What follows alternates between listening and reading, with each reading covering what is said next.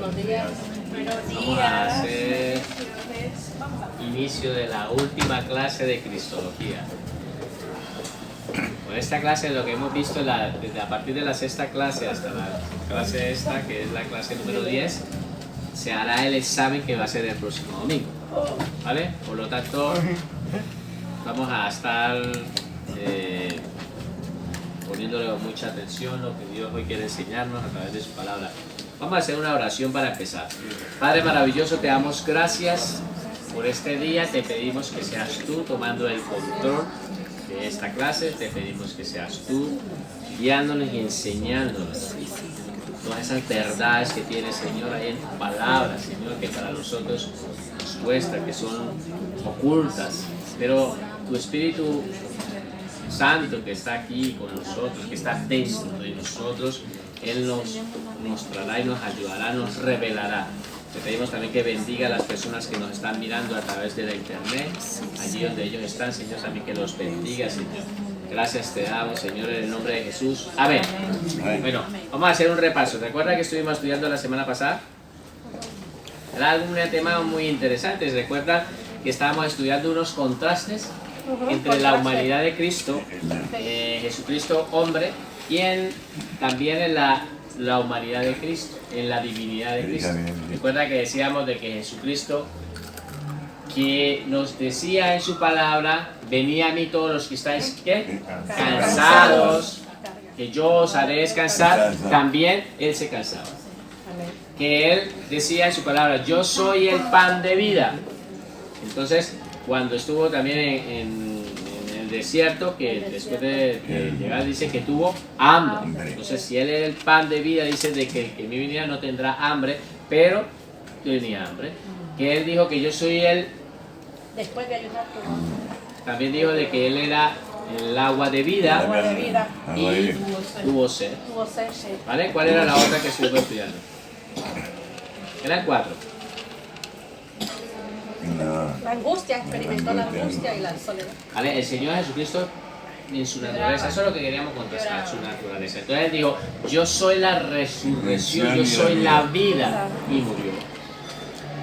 Él es la vida y ha muerto. ¿Ven? Entonces el contraste que estuvimos estudiando la semana pasada. Y después empezamos a estudiar otras cosas que Él experimentó como hombre, como humano. De niño se fue desarrollando, como se desarrollan los niños. Se van desarrollando y van creciendo. Y Él tuvo todo ese desarrollo normal como hombre. Pero también experimentó la angustia, lo que estaba diciendo la hermana, ¿sí? Estuvo ese tiempo de soledad, estuvo allí, estuvo intercediendo, orando allí por nosotros. Lloraba también. Lloraba. ¿Sí? Entonces, todas esas cosas demuestran que Jesucristo es 100% hombre, porque ya hemos estudiado que es 100% Dios. Hemos estudiado su divinidad, por lo tanto, seguimos estudiando. Y hoy vamos a mirar, en esta parte que corresponde, seguimos viendo la naturaleza humana de Cristo. ¿Vale? Nosotros podríamos estudiar mucho más cosas de Jesucristo.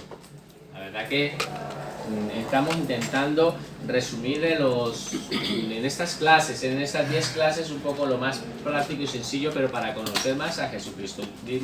Quiero hacer una pregunta. Del tiempo que hemos recibido lo que es parte de Cristología, ¿el Señor les ha enseñado algo a través de la palabra? ¿Dios les ha mostrado algo nuevo? ¿O lo tenían claro más o menos todo lo que habíamos visto? Yo en lo personal he aprendido todo porque no sabía y la verdad que he aprendido todo. He estado prácticamente nula, pero ahora tengo más conocimiento. Perfecto. Es eso. Yo creo que eso, así como te pasa a ti, nos pasa a todos. A mí cuando yo recibí esta clase yo me quedaba, Señor, cada vez que en una clase aprendía más algo de Cristo. Algo de Cristo. Y es bueno conocer a Cristo. Es bueno que lo conozcamos. Pero vamos a seguir estudiando. Vamos a seguir estudiando la vida de Cristo. Lo que pasa es que en el próximo trimestre que nos corresponde vamos a empezar a estudiar ahora a la tercera persona de la divinidad. ¿Cuál es? Vamos a empezar a estudiar al Espíritu Santo. Vale, qué bonito, ¿no? Que esta clase hemos estudiado todo con respecto a la palabra de Dios, el principio de año.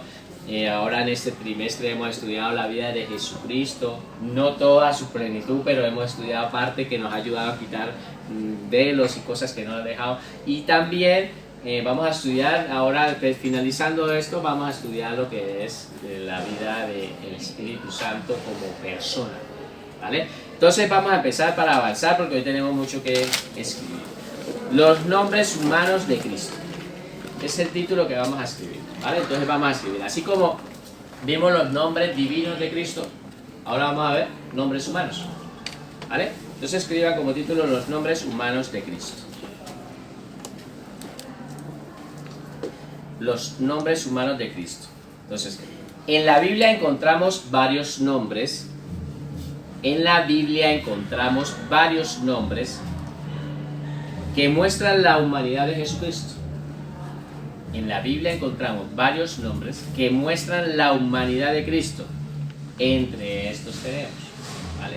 Entonces, como les decía, ¿recuerda cuáles son los nombres divinos que estuvimos estudiando de Cristo? Estudiábamos que Jesucristo era llamado el Hijo de Dios, el unigénito de Dios.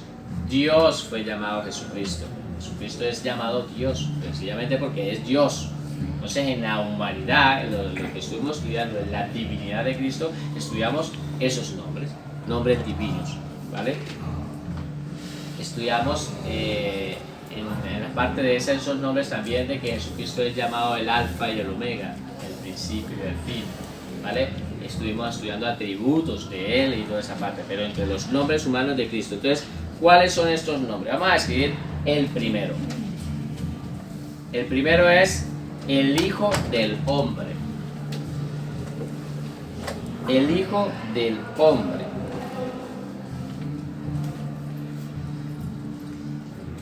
El Hijo del Hombre, ¿vale? Vamos a estudiar Lucas 19:10. Recuerden de que todos los apuntes los estamos resolviendo es aquí. Entonces colocamos títulos, pero los conceptos los estamos aprendiendo en la clase. Muchas veces tú le puedes decir a un hermano, pásame los apuntes. Claro, te pasa un título y un versículo, pero el concepto, ¿dónde lo estamos aprendiendo?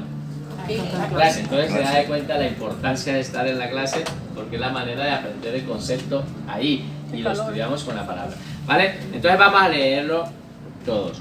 Lucas 19:10, ¿qué dice? Porque el Hijo del Hombre vino a buscar y a salvar a lo que se había perdido. Entonces dice, él mismo está hablando, él dice el Hijo del Hombre. Entonces es un nombre que se ha utilizado. ¿Qué es el Hijo del Hombre? Muchas veces es bueno entender de que quién lo dijo, justamente Lucas. El autor Lucas, si ustedes estudian los evangelios sinópticos, Mateo, Marcos, Lucas y adicional Juan, ¿sí? Estos 4 evangelios muestran al Señor Jesucristo de una manera diferente. Cada uno lo ha mostrado diferente. En el caso de Mateo, Mateo muestra al Señor Jesucristo en su palabra, lo muestra como el Rey, ¿sí? El reino de los cielos se ha acercado como el Rey, ¿sí? Ese Mesías prometido. Marcos muestra al Señor Jesucristo, lo muestra como un siervo. Porque el mismo Señor Jesucristo dice, yo no vine yo no vine a ser servido, sino vine a servir. El mismo lo muestra, y en varios textos de Mateo y Marcos. Lucas lo muestra como el Hijo del Hombre, como hombre. Muestra a Jesucristo, lo muestra como hombre, su naturaleza humana. Por eso él se detiene mucho en mostrar la genealogía de Jesucristo. Él se detiene y empieza a tener esa genealogía de dónde proviene, desde Abraham, que de allí, pero empieza a mostrar esas genealogías y muestra muchos conceptos que en la palabra en Lucas que nos hace llegar al Hijo del Hombre, ¿vale? Y Juan lo muestra como Dios. El Evangelio de Juan es netamente lo que hemos estudiado, todo lo que es Jesucristo, digamos, para poder estudiar en su divinidad. Hemos obtenido muchos versículos de Juan, porque Juan es el que ha mostrado, ¿recuerdan uno de esos versículos? El verbo se hizo carne, Juan 1:14, Juan 1:18, terminando de que el Hijo de Dios, a Dios no lo ha visto nadie, sino lo ha mostrado ¿qué? El Hijo, y empieza a mostrarlo. Estudiamos toda esa parte. Entonces Juan es el que nos enseña a Jesucristo como Dios, ¿vale? Por lo tanto, aquí nos vamos a enfocar en el tema que estamos estudiando, que Jesucristo es el Hijo del Hombre, ¿vale? ¿Ustedes recuerdan en el Antiguo Testamento alguna profecía que hablen del Hijo del Hombre?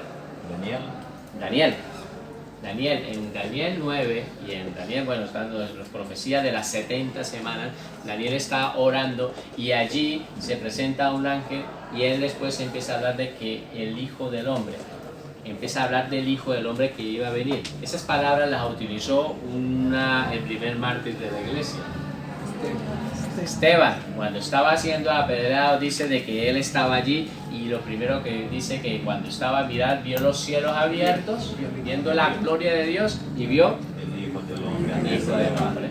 La naturaleza como hombre, ¿sí?, estaba siendo vista en la gloria de Dios allá en su esplendor, como hombre. ¿Por qué? Porque Dios adquirió una naturaleza. La segunda persona de la Trinidad adquirió una nueva naturaleza. ¿Cuál fue? La de hombre. Se vino y se hizo hombre. Eso es lo que hemos estado estudiando. Entonces, Dios adquirió una nueva naturaleza, que es la naturaleza humana, y la tiene la segunda persona de la humanidad. ¿Está claro hasta aquí de que el Señor Jesucristo es llamado el Hijo del Hombre? ¿Vale? Vamos a estudiar el segundo punto. El hombre. Ya no solamente el Hijo del Hombre, sino el hombre. Es otro título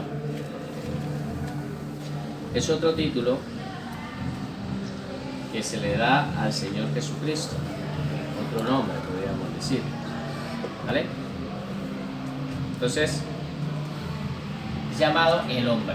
A ver, ¿qué dice la palabra en primera de Timoteo 2:5? Entonces lo leemos. 1, 2, 3. Porque hay un solo Dios y un solo mediador entre Dios y los hombres. ¿Quién es? Jesucristo hombre. Jesucristo hombre.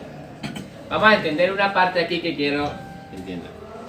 El nombre del Señor Jesucristo es un nombre compuesto. Jesús, Cristo. Jesús tiene un significado. Jesús en su naturaleza humana. Cristo en su naturaleza divina, mostrando las dos naturalezas de Jesucristo. La naturaleza 100% hombre, 100% Pero durante este desarrollo que vamos a hacer, vamos a entender algo que es bueno que nosotros lo sepamos, porque muchas veces no sabemos a veces a orar y a diferenciar. Estamos orando, y si yo les dijera un ejemplo, yo voy a decir estas palabras: Cristo murió por los pecados de nosotros. ¿Eso es correcto? No. ¿Por qué? Jesús murió por los pecados Por nosotros. Del mundo. ¿Por qué? Dime por qué, dime por qué. Porque Jesús es el hombre. El hombre y Cristo es ya. Porque murió, Cristo es divinidad y Él murió en su naturaleza humana. Exactamente. Perfecto. Esa es la respuesta correcta. Me gusta. Jesús murió como hombre. Pero Cristo no puede morir porque es Dios. ¿Me dan cuenta? En su naturaleza divina, pues Dios no puede morir. Entonces es bueno que nosotros entendamos esos conceptos, y a veces puede ser que una persona no lo entienda y en el púlpito dice estas palabras y nosotros ¡amén! Que no entendemos. Decimos muchas cosas que muchas veces no comprendemos. Es bueno que... Yo no lo sabía. Es bueno, Ahora lo aprendí. ahora, es bueno que nosotros entendamos estos conceptos y entendamos que cuando nos refiramos, Señor Jesús, tú has muerto por mis pecados. Yo no puedo decir, Cristo, has muerto por mí. No, porque Cristo no muere. Cristo es eterno. ¿Entiendes? Es Dios. Vino y se hizo hombre. ¿Vale? Entonces eso es bueno que lo entendamos para poder entender, y en nuestras oraciones y todo eso lo diferenciamos y entendemos. Ahora vamos a ir avanzando y sobre eso vamos entendiendo más de la palabra. Entonces Jesucristo, hombre, como hombre, es el segundo hombre. Dios primero creó un hombre. ¿Cuál fue? Adán. Adán. Y él, pues por medio de él entró la condenación a toda la humanidad. Pero por medio de Jesucristo, hombre, fue que nosotros, y en su divinidad, lo que fue todo, en su ministerio y lo que él realizó, ese plan de salvación de Dios, por medio, ¿sí?, de esa naturaleza, él se sacrificó como hombre. Se hizo cordero como hombre. No se hizo cordero como Dios, se hizo cordero como hombre, ¿vale? Como hombre, Él fue que murió por nuestros pecados. Él que ha padecido aquí en esta tierra como hombre. No padeció como Dios, si no sería un engaño para nosotros. No podríamos estar nosotros pidiéndole al Señor que nos ayude a vencer tentaciones de que el enemigo viene a ponernos día a día, cuando vemos que Jesucristo pues sí las hizo como hombre, en su naturaleza hombre, 100% hombre, no en su naturaleza divina, como hombre, ¿vale? Está claro esta parte, ¿vale? Ahora, vamos a estudiar el tercer punto, el hijo de David.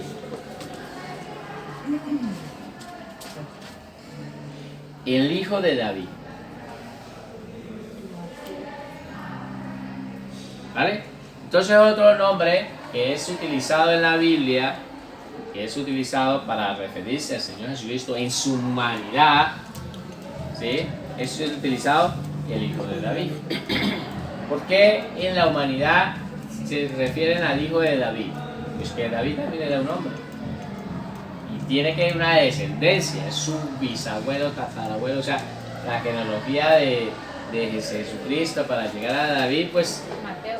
han pasado, está en Mateo justamente, pero que han pasado muchos años. Pero ¿de dónde viene Jesucristo? De esa genealogía de hombre de David. ¿Y de dónde viene más? Más atrás, de Abraham, que es el pueblo adquirido por Dios, el pueblo que Dios llamó por medio de un hombre. Entonces desde ahí empieza a mostrar una genealogía. Lucas va más allá, Lucas lo lleva la genealogía más allá. Pero ¿qué dice? Va entonces Mateo 1:1. Libro, vamos a leerlo todo, 1, 2, 3. Libro de la genealogía de Jesucristo, hijo de David, hijo de Abraham. ¿Vale? Entonces él empieza a mostrar desde dónde viene la genealogía de Jesucristo, mostrando la naturaleza, ¿sí? Pero nosotros tenemos que tener claro de que Dios le había dado esa promesa ¿a quién?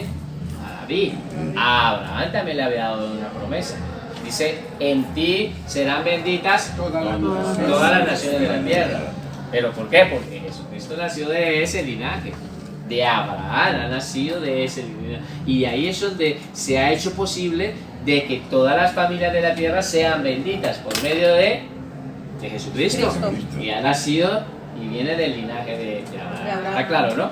Entonces el Señor muestra esa naturaleza. Ahí estamos viendo la naturaleza humana, 100% hombre, genealogía. ¿Quién más en la Biblia recuerdan de que hablaba y veía a Jesucristo como hijo de David? ¿Ustedes recuerdan en la Biblia un pasaje bíblico donde había un hombre que estaba, el ciego Bartimeo, que estaba gritando, y resulta que el Señor Jesucristo iba pasando, y entonces el ciego empieza a gritar: Jesús, hijo de David, Jesús, hijo de David. Empieza a llamarlo hijo de David. ¿Qué era lo que este hombre estaba diciendo? Porque a veces leemos la Biblia muy deprisa y no entendemos por qué este hombre lo estaba llamando hijo de David, un ciego. ¿Lo estaba llamando qué? Hijo de David. Estaba entendiendo. Él estaba entendiendo las escrituras, él estaba entendiendo las profecías que habían sido escritas por medio, que le habían dado esas palabras. Para los judíos, esas palabras ya habían sido dadas, porque ya había sido una escritura dada, lo que es la parte del Antiguo Testamento, donde el Señor le había dado una promesa a David. Y dice que de David, ya lo vamos a estudiar, ¿sí? Esto de va a nacer un rey que es eterno, que no tendrá fin, su reino no tendrá fin, y empieza a dar una profecía. Entonces, cuando Bartimeo le estaba diciendo a Jesucristo, hijo de David, estaba entendiendo las escrituras, estaba entendiendo la palabra. Estaba diciendo algo que ni siquiera las personas que estaban alrededor lo entendían. O sea, podríamos decir que Bartimeo estaba viendo más que ni siquiera las propias personas que sí podían ver físicamente. Eran más ciegos los que estaban alrededor de la vida de Jesucristo, estaban más ciegos que el propio Bartimeo, que estaba ciego físicamente, pero espiritualmente entendía quién era Jesucristo. Entonces, cuando ocurren estas cosas, Jesucristo pues si ustedes miran la palabra, es bueno rescatar de que siempre miren cuando la persona se refiere a Jesucristo, cómo se refieren. Cuando las personas se referían a Jesucristo y le decían, maestro, maestro bueno. ¿Quién le dijo así?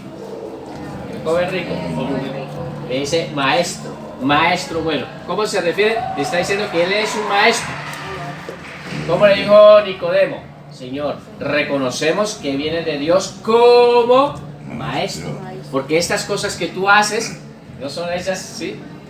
Si no es de alguien que venga de Dios. Pero dice que vienes de Dios, pero como maestro. Pero había otras personas en el pueblo judío, en la Biblia, que ustedes leen, que lo reconocían. Señor, tú eres el Mesías, tú eres el Cristo, tú eres, ¿sí? La confesión de Pedro. La confesión de Pedro. Pedro llega y dice, ¿qué dice la gente quién es de mí?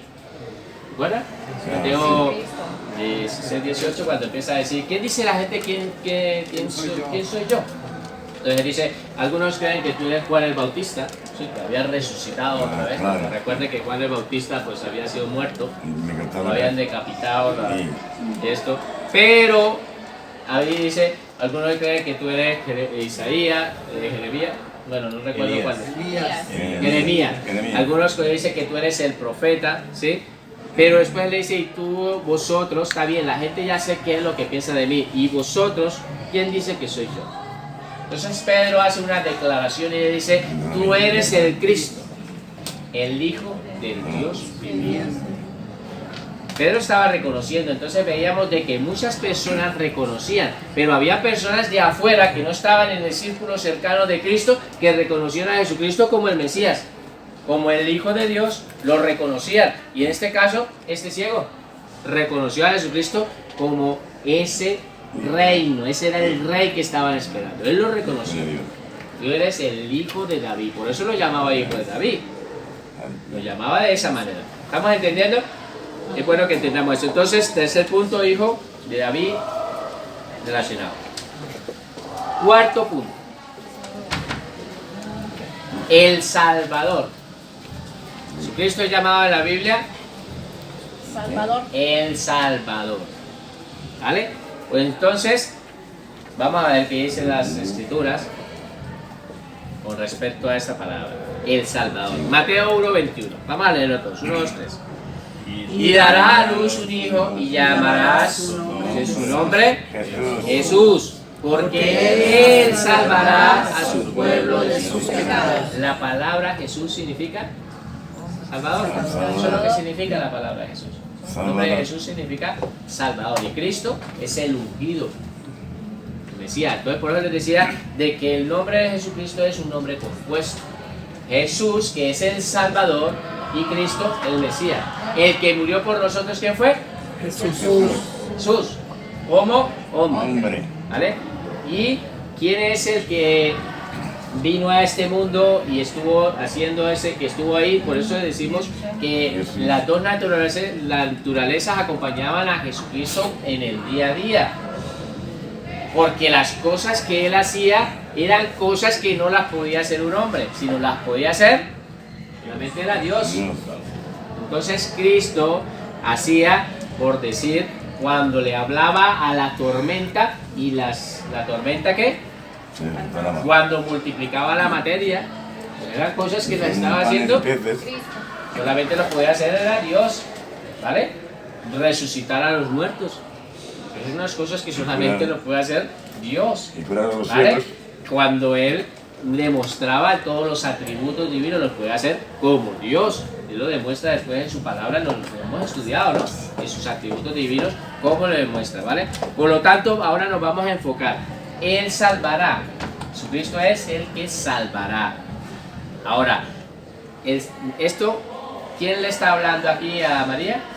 El ángel. El ángel es el que le está hablando y le está diciendo de que el hombre, ¿cómo lo va a llamar? ¿Cómo lo tiene que llamar? Jesús. Dice, porque él salvará. Él está diciendo por el significado de que Jesús es Salvador, porque él es el que va a salvar a su pueblo de sus pecados. ¿Hay alguien que haya sido salvo? Amén. Claro, nosotros Hemos sido salvos por medio de nuestro Salvador. ¿Quién es nuestro Salvador? Jesús. Es nuestro Salvador, como hombre en su naturaleza. Todo lo que Él hizo fue para salvarnos a nosotros, ¿vale? ¿Está claro esa parte? Entonces, vamos a hacer más bien, recordar. El primer punto que estudiamos, El Hijo del Hombre. el Hijo del Hombre. Jesucristo es llamado en la Biblia el Hijo del Hombre. ¿Quién lo expresa así como Hijo del Hombre? Lucas. ¿Vale? ¿Cuál es el segundo punto? El hombre. El hombre. Jesucristo, hombre. El que ha muerto es Jesús, hombre. No Cristo ha muerto. Cristo no ha muerto porque Cristo no puede morir. ¿Vale? Queda claro esa parte. Tercer punto. El Hijo de David. El Hijo de David. ¿Vale? Entonces veíamos que Mateo nos enseña de la genealogía por parte de el Señor Jesucristo que viene de David. ¿Vale? Y el cuarto punto es El Salvador. el Salvador. ¿Vale? El Salvador. ¿Vale? Que Jesucristo, la palabra Jesús significa Salvador. ¿Vale? Cristo Mesías. Entonces Cristo significa que es el ungido. ¿Vale? Ahora, razones bíblicas de la encarnación. ¿Qué es lo que quiero tomarme aquí? ¿Cuáles son las razones bíblicas de su encarnación? ¿Por qué Jesucristo o por qué Cristo se hizo Hombre. hombre? ¿Cuáles fueron esas razones? Aunque en el punto anterior que habíamos estudiado de los nombres, vemos que hay personas que llamaron a Jesucristo de otras maneras. La Biblia nos deja claro estas partes, pero hay más. Llamaron de esta manera, lo podían llamar de otra manera. Pero nosotros hemos rescatado estas que son muy importantes. Ahora, razones bíblicas de la encarnación. Hay varias razones. Hay varias razones por las cuales el Señor. Hay varias razones por las cuales el Señor Jesucristo se hizo hombre. Entonces, la idea sería, hay varias razones por las cuales el Señor Jesucristo se hizo hombre. Entre esas tenemos. Entonces hay varias razones que Él cuando vino, cuando Él estaba allí en el cielo, estaba allí, hay unas razones por las cuales Él vino a esta tierra. Esas razones. Y esas son las que vamos a estudiar, ¿vale? Entonces, hay varias razones por las cuales el Señor Jesucristo se hizo hombre. Entre esas tenemos. Vamos a estudiar la primera, ¿vale? Primer punto. Jesucristo se hizo carne. Como título. Primer punto. Jesucristo se hizo carne para mostrar a los hombres cómo es Dios. Para mostrar a los hombres cómo es Dios. Recuerda que esto ya lo hemos estado estudiando. Hemos estado estudiando en todo tiempo y en todo momento que Jesucristo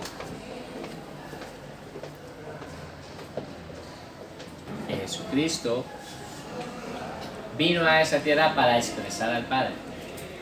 Cuando Él vino ya a esta tierra, vino a expresar, dice en Colosenses 1:16, ¿sí? Y en Colosenses 2:9, ¿sí? Recuerda que estuvimos estudiando que decía que Jesucristo es la imagen visible del Dios invisible, ¿vale? Estuvimos estudiando que Jesucristo vino a esta tierra a expresar. O sea, Jesucristo es esa imagen del Dios invisible. No es que sea irreal. Jesucristo es la sustancia del Dios. De lo que está compuesto Dios, pues Jesucristo lo ha expresado. Lo ha expresado a nosotros. ¿Vale? ¿Está claro? Vamos a estudiar qué dice Mateo 11:27. Vamos a leerlo todo. Mateo 11:27. 1, 2, 3. Todas las cosas me fueron entregadas por mi Padre, y nadie conoce al Hijo sino el Padre. Ni al Padre conoce a alguno sino el Hijo, y aquel a quien el Hijo lo quiera revelar. ¿Qué es lo que está diciendo y lo que hemos resaltado en rojo?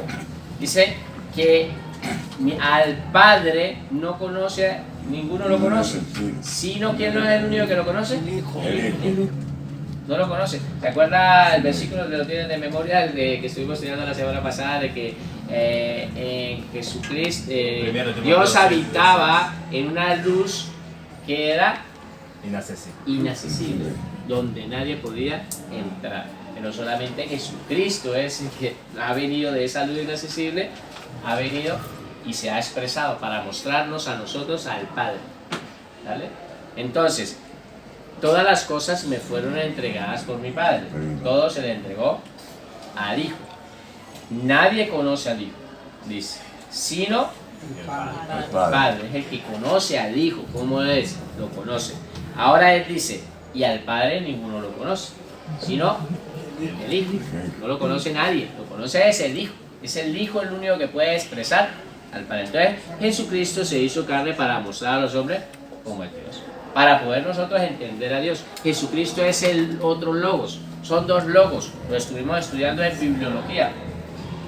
Que la palabra es la palabra escrita, es la que nos muestra al Padre, nos enseña a conocer a Dios. Y Jesucristo, como palabra viviente, ¿sí? Recuerda, dice en el principio de la era, es el verbo, la palabra. Jesucristo es el otro logos, el que expresa a Dios. Son dos logos. La palabra que nos muestra al Padre, nos da poder a conocer, y Jesucristo nos muestra al Padre. Las dos maneras que podemos conocer a Dios ha sido por medio de la palabra y por medio de Jesucristo, que es el mismo, Dios mismo haciéndose carne para mostrarnos al Padre, al Dios mismo. ¿Vale? Ahora, qué bueno, y me gusta esta parte final que dice: nadie conoce al Padre sino el Hijo y aquel a quien el Hijo lo quiera revelar. Ahora, ¿qué estamos haciendo aquí? Justamente nosotros, lo que el Hijo está haciendo en nuestras vidas es revelándonos a nosotros al Padre. Nos lo revela. No lo podemos ver, pero si no lo puede revelar, Jesucristo expresa, nos muestra con el Padre. Y ahorita estamos conociendo al Padre, vamos conociendo, porque conoces tú, ¿quieres conocer al Padre? Pues conoce a Jesucristo. ¿Quieres saber del Padre? Conoce a Jesucristo. ¿Sí? ¿Sí? ¿Entienden? Jesucristo está haciendo eso con nosotros. Jesucristo nos está revelando al Padre, a nosotros. ¿Vale? ¿No les parece eso precioso? Jesucristo nos está revelando a nuestro Creador, a nuestro Padre. A ese Dios Todopoderoso nos lo muestra, es Jesucristo. ¿Vale? Mateo 1:18. Eso es un poco para corroborar. Entonces, Mateo 1:18. ¿Qué dice Mateo 1:18? A Dios nadie le vio jamás. El unigénito Hijo que está en el seno del Padre, Él lo ha dado a conocer. ¿Vale? Entonces, a Dios nadie lo ha visto. Nadie lo ha visto. Pero el unigénito Hijo de Dios que está en el seno del Padre, Él es el que lo ha expresado, Él es el que lo ha dado a conocer. Esto lo hemos estado recalcando en todos estos estudios que hemos hecho. Bueno, que entendamos que Jesucristo es el que nos revela al Padre, nos muestra al Padre. Lo que le dijo Felipe al Señor Jesucristo, ¿recuerdan? Muéstrame al Padre y me basta. Y le dice: Felipe, tanto tiempo haces que estamos, ¿sí?, en el ministerio, y ¿cómo me puedes decir a mí que te muestre al Padre? ¿Cómo me puedes decir que te muestre al Padre? ¿Acaso no crees que el Padre está en mí y yo estoy en el Padre? Si no me crees a mí, ¿sí?, cuando le decía también a Dios, si no me crees a mí de que yo estoy en el Padre, pues entonces créame por las obras, porque las obras que Jesucristo hacía no eran unas obras que las hacía cualquier hombre, ¿vale? Entonces, esa palabra del Señor siempre lo dejo, la palabra nos enseña que Jesucristo nos muestra al Padre. Dice que nadie le vio jamás. A Dios nadie le vio jamás. Y ahora alguno me dirá: a ver, hermano, entonces explícame cómo es que en la palabra de Dios antes Abraham dice que estuvo hablando con Dios, Moisés estuvo hablando con Dios, ¿sí? Que hubieron apariciones, ¿sí?, en los libros del Antiguo Testamento muestran que como era un anciano, que muestran al Padre o que muestran a Dios. Entonces, ¿eso qué significa o cómo se llama eso? Eso se llama, y apúntenlo si quieren, porque eso es bueno que lo estudien, ustedes lo van a repasar. Eso se llama una teofanía. Una teofanía, que es una aparición de algo que es Dios se manifestaba a nosotros de una manera, y eso se llama, para estudiarlo así la palabra se llama teofanía. Y si ustedes lo buscan en casa juiciosamente bien, Hermano, el versículo de Mateo 1:18 habla del nacimiento de Jesús. No sé si... ¿no coincide? Vale, pues entonces si quiere alguien que me busque este versículo en el Google y me aparece este versículo ahí, puede ser que lo haya escrito mal, ¿vale? Lo escriben así como está, aparece ahí va a aparecer. Alguien que me haga esto y ya lo corregimos. Perdón, ¿puede repetir lo que es teofanía? Teofanía. ¿Cuándo? Sí, ustedes lo van a buscar. ¿Hay estudiosos de la palabra de Dios aquí? Amén. Eso es una tarea que les estoy dejando. Yo puedo explicar, es una aparición de la manera como Dios se manifestaba, como Dios se expresaba. Dios se expresó a ellos. Entonces, nosotros podríamos decir que Moisés, cuando estaba allí orándole a Dios, le dice: yo no quiero avanzar porque quiero ver tu gloria, muéstrame tu gloria. Y esta es una oración tan increíble. Imagínate que Moisés había visto unas maravillas, unas señales y unos milagros que Dios había hecho a través de él. ¿Sí? Abrir el mar era un milagro, algo increíble. Todas las plagas que mandó para Egipto las vio físicamente, estaba él ahí, Moisés, viendo todo lo que Dios estaba haciendo. Pero cuando iban por el desierto, tienen una conversación y le dicen de que él quiere. Juan 1:18, ¿vale? Pues entonces de una lo vamos a corregir. Juan 1:18. Gracias. Entonces no es Mateo, ¿vale? Muy bien. Así me gusta, como los hermanos de Berea. Miran la palabra para corroborar que lo que yo estoy diciendo es verdad. Entonces la hermana corroboró a ver si en Mateo dice: esto no dice aquí la palabra, eso es el otro lado. Pero es Juan. Muy bien. Juan 1:18. Entonces, Moisés estaba allí diciéndole: muéstrame tu gloria. Y le dice: no, porque ningún hombre puede ver y va a quedar vivo. Le está diciendo Dios: yo te meteré sobre la peña. Te meteré sobre la peña, ¿cuál es? La roca, que es Cristo. Te meteré sobre la hendidura que hay en la peña. Te meteré en esa hendidura, que Jesucristo es la roca, te meteré ahí. Y yo pasaré. Y tú podrás ver mi espalda. Entonces, ¿Dios tiene espalda? No, porque no se ve. Sí, no. Vuelvo y lo digo. Esos son estudios que uno tiene que empezar a preguntarse de toda la palabra. O sea que Dios tiene espalda. Dice la palabra que tiene espalda. Pues ahí son esos estudios donde tenemos que coger la palabra y empezar a indagarla. No, Dios es espíritu. El autor tiene que manifestarlo de alguna manera para poderlo entender. Pero eso es lo que vuelvo y le digo. Todas esas apariciones y esas cosas son las teofanías que están ahí. Nosotros vamos a entender. ¿Qué tal? ¿Bien? ¿Está claro esa parte? Hay más cosas como estas que están ahí. Nosotros las leemos muy deprisa y no entendemos a veces, pero es bueno que nosotros indaguemos y cada palabra con detalle empecemos a mirarla con lupa. ¿Vale? Como los ángeles. ¿Los ángeles tienen alas? No. ¿Qué opinan ustedes? Sí, los querubines. ¿Tienen alas? Vale. ¿Los ángeles tienen ruedas? No. Sí, la palabra también lo dice de que los hombres que llevaban ruedas, tenían ruedas. Entonces, ¿los ángeles tienen alas y ruedas? Bien. Es bueno que nosotros entendamos todo esto porque, claro, cada autor nos muestra algo diferente, pero claro, él lo está expresando a su manera. Ahora nosotros cuando estemos allí vamos a saber si tienen alas o tienen ruedas. ¿Vale? Y algunos dicen: sí, no, yo he visto uno y tiene unas alas blanquísimas, hermosas y bonitas. No, si lo ha visto en el Facebook o en el Google, que lo han visto que lo dibuja. Pero vuelvo y le digo, es estudiar la palabra para poder entender bien los conceptos y poder entenderlo todo. Otro puede decir: no, es que la palabra dice que los ángeles tienen alas. Claro, pero también dice que tienen ruedas. ¿Vale? Eso es como para tener más o menos. Ya hace muchos años, ya habían con los patines allá. Ya. Vale. Bueno, entonces este ya lo hemos leído. A Dios nadie le dio a más y nos lo ha mostrado el unigénito. ¿Vale? Segundo punto. Jesucristo se hizo carne para morir por nuestros pecados. Para eso fue que se hizo carne. Cristo se hizo carne. Dios, el verbo, Dios se hizo carne. Entonces Jesucristo se hizo carne. ¿Para qué fue? Para morir por nuestros pecados. ¿Vale?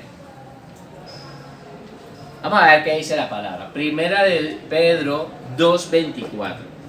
Primera de Pedro 2:24. Vamos a leerlo todo. 1, 2, 3. Quien llevó él mismo nuestros pecados. Entonces, ¿quién dice que lo está llevando? Cristo está llevando esos pecados. Jesús está llevando esos pecados. ¿En dónde? En su cuerpo sobre el madero, para que nosotros, estando muertos a los pecados, vivamos a la justicia, y por cuya herida fuisteis sanados. Entonces la palabra está diciendo que Jesús llevó él mismo ha llevado nuestros pecados. No eran los pecados de él. Entonces cuando habla de que llevó nuestros pecados, no está diciendo que está llevando los pecados de él y los suyos. No, Jesucristo no cometió ningún pecado. Estoy llevando nuestros pecados. Y aquí me voy a tener 2 minutos. No sé, el Señor me está mostrando que les diga esto. Imagínate que el hermano, yo le digo al hermano Carlitos, yo le digo: Carlitos, yo te he pagado la multa que tú tienes de 300 euros en el ayuntamiento. Y él me dice: yo no tengo ninguna multa. ¿De qué hablas, hermano? Sí, yo te la he pagado. Allí parecía Carlos Vicencio y claro, yo me di cuenta de tú y te he pagado la multa. Y él le dice: no, tú estás loco. Vale, de que vais a ir a comer eso. Pero imagínate que Carlos va por la carretera y va por una zona escolar y dice 30 kilómetros por hora, el máximo que puede andar, y Carlos va a 60 kilómetros por hora. Para un policía, lo para, le dice: te voy a sacar una multa. Esto es una zona escolar, por lo tanto tú no puedes andar a más de 30 kilómetros por hora. Toma, multa. Esa multa cuesta 300 euros. Ahora él ya sabe que tiene una multa. Yo me voy y después ya él sabiendo que tiene una multa, le digo: Carlitos, yo te he pagado la multa de 300 euros que tú tenías en el ayuntamiento. Entonces él me va a decir que yo estoy loco. No. Él me va a agradecer, me va a decir: de verdad, hermano, pero no hacía falta, muchas gracias por haberse tomado la molestia. Él está agradecido conmigo, ¿por qué? Porque él entiende que él tenía una multa. Mira, hermano, nosotros todos los que estamos aquí teníamos una multa. Amén. Teníamos una multa. El problema es que no lo sabíamos. Por eso es bueno entender que Jesucristo murió por nuestros pecados. Si tú dices, no vamos a relacionarnos por mi pecado. Entonces diga: Jesucristo murió por mis pecados. Ahora ustedes entendiendo que Jesucristo ha muerto por tus pecados, que eras tú la que tenía que estar en esa cruz, eras tú la que tenía que estar padeciendo y estando allí. Ahora entendiendo esto de que Jesucristo hizo una sustitución, te ha librado a ti para poner en su cuerpo, tú no deberías de estar agradecido con Dios. ¿Vale? Es bueno que entendamos esto, porque nosotros muchas veces no entendemos de qué nos ha librado Dios. No era Él el que tenía que estar ahí, éramos nosotros los que teníamos que estar ahí. ¿Vale? Tercer punto. Perdón. Hebreos 9, 27, 28. Vamos a leerlo todos. Hebreos 9, 27, 28. 1, 2, 3. Y de manera que está establecido para los hombres que mueran una sola vez, y después de esto el juicio. Así también, pongo aquí, Cristo fue ofrecido una sola vez para llevar los pecados de muchos. Y aparecerá por segunda vez sin relación con el pecado para salvar a los que esperan. Uy, aquí hay tanto que enseñar, pero no hay tiempo. Vamos a rescatar la parte de aquí arriba un poquito. De manera que está establecido que el hombre muera una sola vez. Aquí en este versículo se viene abajo la doctrina o lo que ellos están diciendo la de la reencarnación. Que las personas reencarnan, van muriendo y van reencarnando en otros cuerpos. Porque dice que ha sido establecido de que la persona que, los hombres que mueran una sola vez y después de que haya vivido en esta tierra, viene un juicio para esa persona. O sea que no puede ser que esta persona que ha muerto haya volver a reencarnar para volver otra vez a vivir en esta tierra. ¿Vale? Ese es un versículo. Otra cosa que podemos rescatar aquí, en la parte de abajo, dice de que en los judíos están esperando al Señor Jesucristo que venga por primera vez.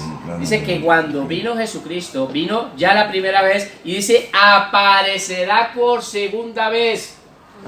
Lo que los judíos para ellos están esperando a Cristo por primera vez, nosotros lo estamos esperando ¿qué?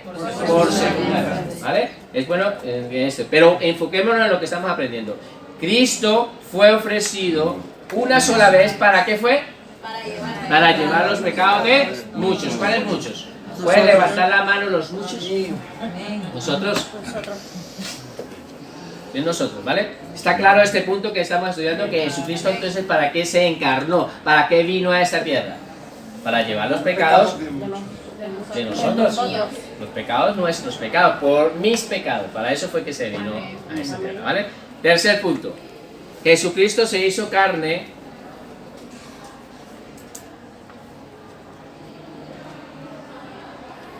Jesucristo se hizo carne para eliminar el dominio que Satanás tenía sobre nosotros.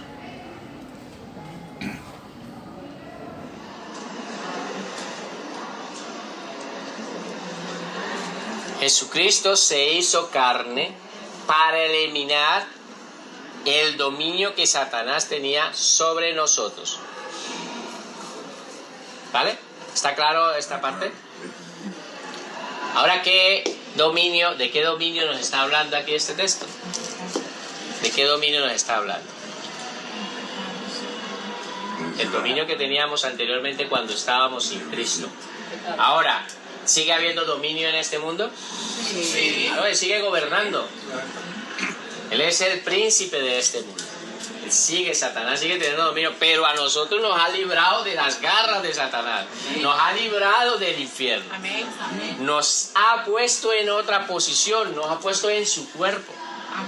Y en el cuerpo que ha ido creciendo durante todo este tiempo, los 2000 años, digamos, desde la venida de Pentecostés, de los 120 personas que estaban reunidas, hasta el día de hoy, se sigue añadiendo al cuerpo de Cristo.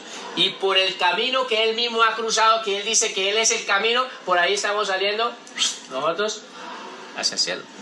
Nos hemos ido hacia el cielo. Ahora ya nuestra ciudadanía no es terrenal, ahora nuestra ciudadanía es celestial. Hemos ido saliendo por ahí, por ese camino. Jesucristo es el camino. ¿Quién vino a preparar ese camino? Jesús. ¿Quién lo preparó primero? Juan el Bautista. Juan el Bautista. Recuerda que Juan el Bautista es el que vino a preparar el camino del Señor. El camino que es. ¿Y después quién es el camino? Jesús. Juan 14 dice, yo soy el camino. ¿Vale? Está claro. Jesucristo se hizo carne para poder quitarnos ese dominio donde Satanás nos tenía a nosotros. Estábamos siendo esclavos. Jesucristo vino y nos ha libertado. Ahora Satanás no tiene ninguna autoridad sobre nosotros. Satanás no tiene eso. Entonces hay personas que de pronto dicen, ay hermano, es que a mí me da mucho miedo en mi casa. Yo para ir al baño tengo que prender todas las luces porque me da miedo. Y están asustados y habitan así. Hay muchas personas que viven así. Pero miedo de qué, ¿por qué tendríamos que tener miedo? ¿Entiende, hermano? Nosotros estamos dentro del cuerpo de Jesucristo. El espíritu vivificante de Jesucristo está morando dentro de nosotros. Muchas veces por no entender estas verdades es que tenemos ese miedo y tenemos que estar prendiendo luces y no nos podemos quedar solos porque nos asusta el coco. No tengo miedo. ¿Te das cuenta lo que les quiero decir? No tendríamos por qué. Si tuviéramos la identidad y la claridad, o que tuviéramos con nuestro entendimiento en qué posición nos encontramos dentro del cuerpo de Cristo, entonces nosotros no tendríamos por qué tenerle miedo a estas cosas porque se vienen a nuestros pensamientos. Deja de estar viendo tantas películas de terror y más bien ponte a leer la palabra y verá que vas a entender. Pero eso es que te da miedo. Después de ver 3 películas de terror, te va para ver, ya no quiere, no duermo con la luz encendida. Como si la luz encendida lo fuera a salvar de algo. Yo no tengo televisión, ¿eh? Bueno, mejor. Menos te contaminas. Bueno, entonces Jesucristo nos hizo, a nosotros, nos hizo, ¿sí? Se hizo carne para eliminar el dominio que Satanás tenía. Entonces, ¿qué dice la palabra de Dios? Colosenses 2, 13, 15. Colosenses 2, 13, 15.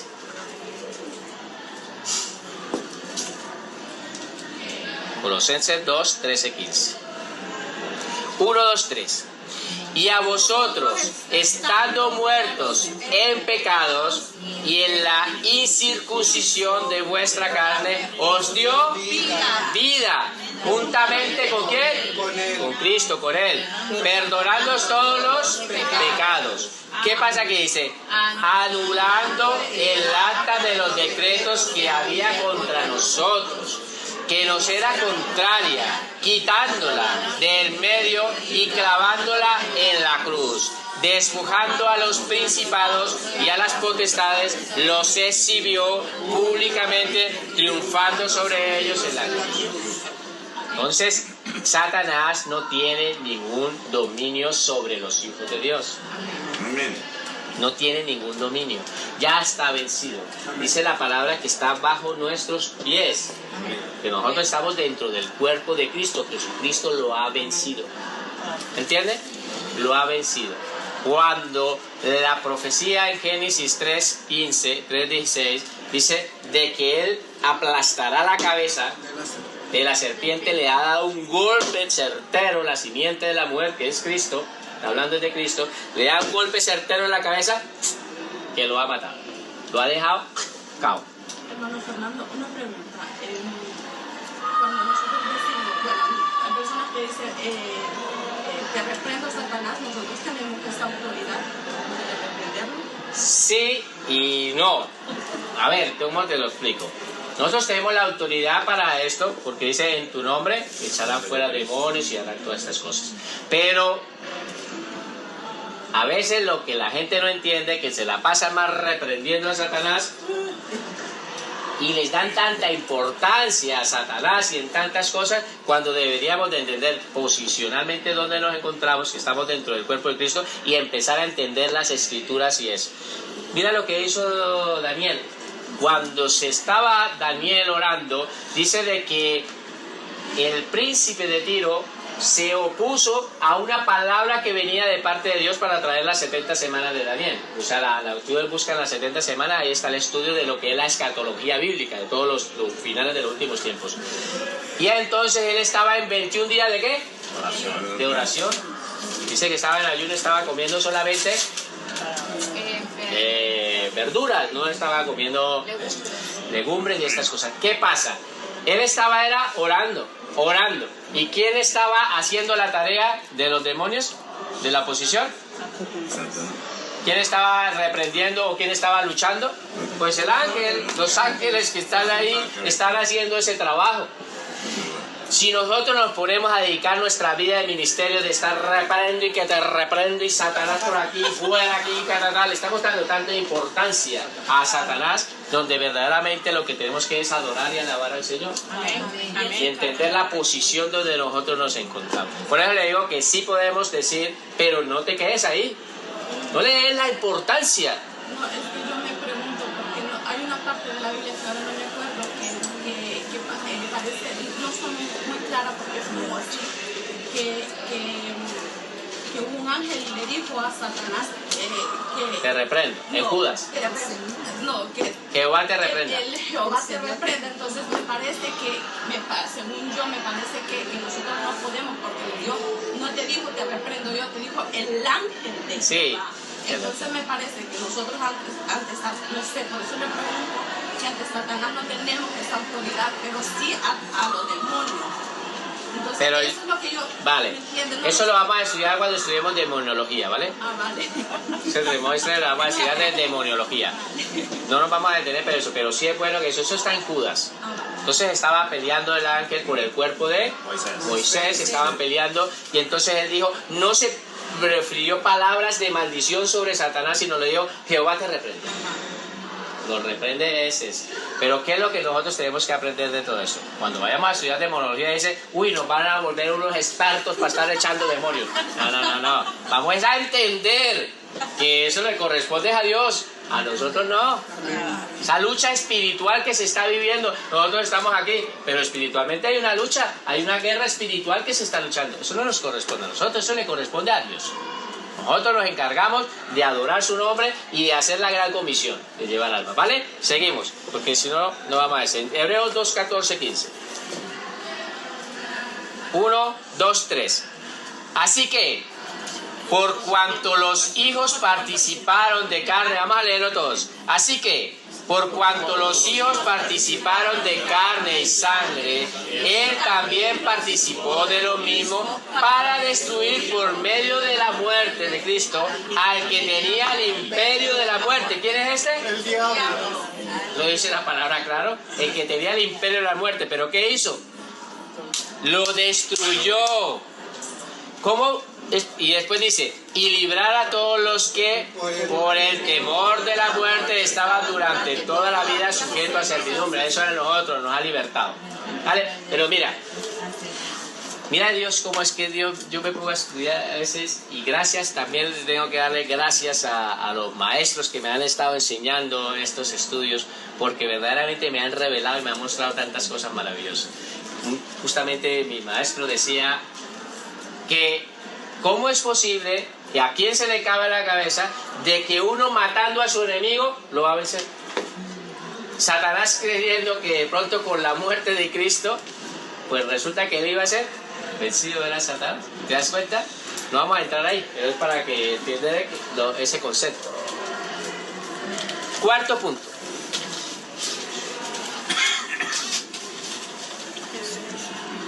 Jesucristo se hizo hombre para poder ejercer el ministerio sacerdotal a favor nuestro. Jesucristo se hizo hombre para poder ejercer el ministerio sacerdotal a favor nuestro. Ahora nosotros tenemos un sumo sacerdote. ¿Qué pasa?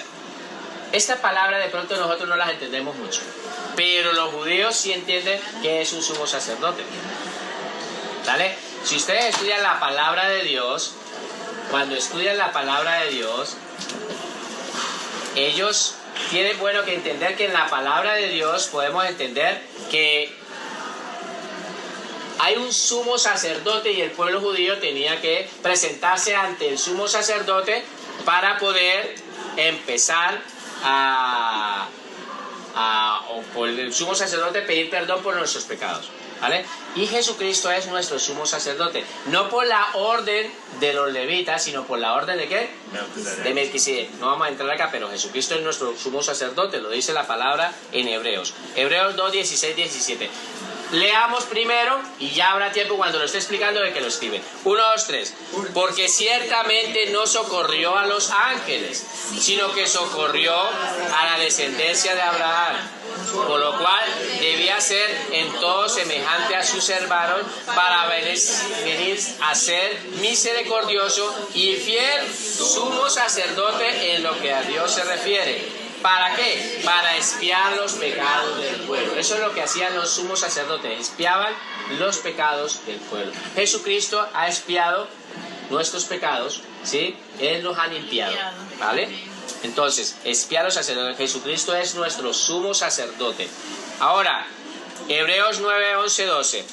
Pero estando ya presente Cristo, ¿qué? Sumo sacerdote de los bienes venideros por el más amplio y más perfecto tabernáculo, no hecho de mano, es decir, no de esta creación, y no por sangre de machos cabríos de becerros, sino por su propia sangre entró una vez siempre en el lugar santísimo, haciendo obtención de una eterna redención. ¿Qué es lo que está diciendo? Cristo, que es nuestro sumo sacerdote, entró en el lugar santísimo, pero no en el que ha sido hecho de vanos, sino en el real que está en el cielo, y allí mismo derramó su sangre.